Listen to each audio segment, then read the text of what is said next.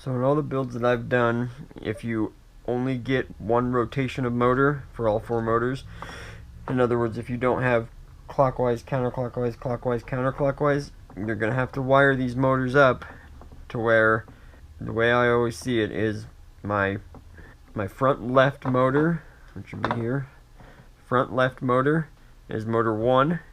You're going to wire it straight into the ESC, the way the wires are coming out of the motor. This is in most cases with most motors. Some motors aren't made the same. This won't work. So straight into the ESC from the motor.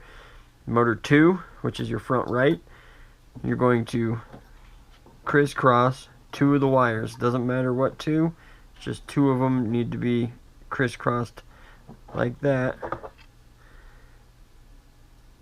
to get the correct rotation out of the motor. So you want this motor to be spinning clockwise, you want this motor to be spinning counterclockwise. Clockwise, counterclockwise. So straight in, crisscross, straight in, crisscross. In my experience, when you have decent motors, that's the way it's ended up being for me.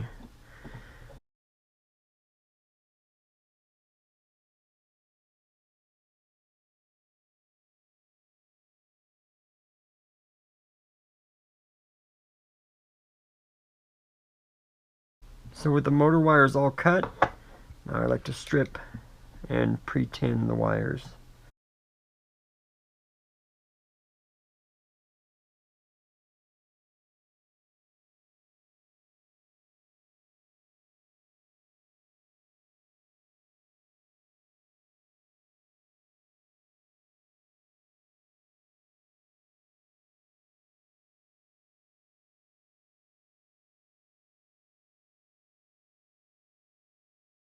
Okay, with the wires all stripped, we're going to add a little flux. So I just dip them in there.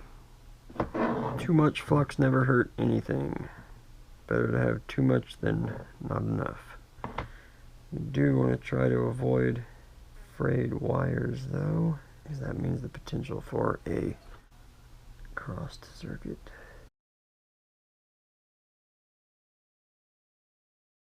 Okay, with flux on everything, back to the soldering iron.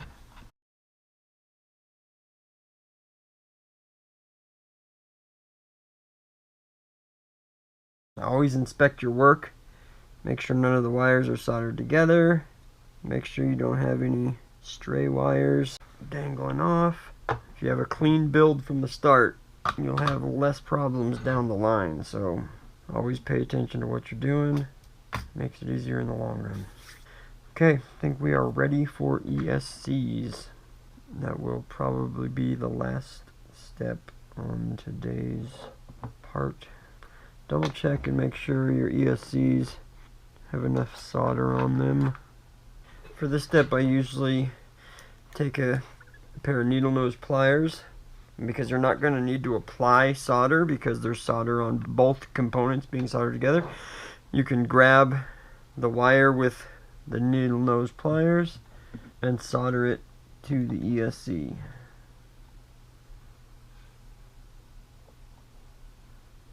Gosh, I am a perfectionist.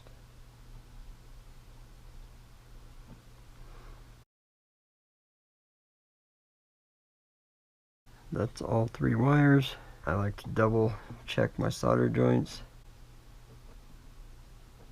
Put a little pressure on each one. And also, usually before this point, I like to put some heat shrink tubing on them so they don't forget when I'm soldering them to the power distribution board.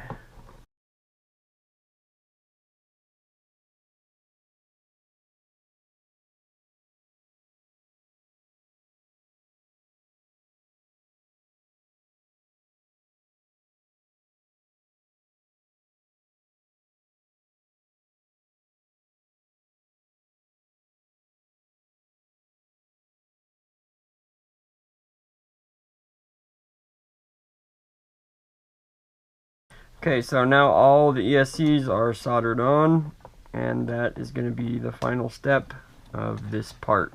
So make sure you subscribe, you like, and comment, and tune in for the next part of the QAV-R build.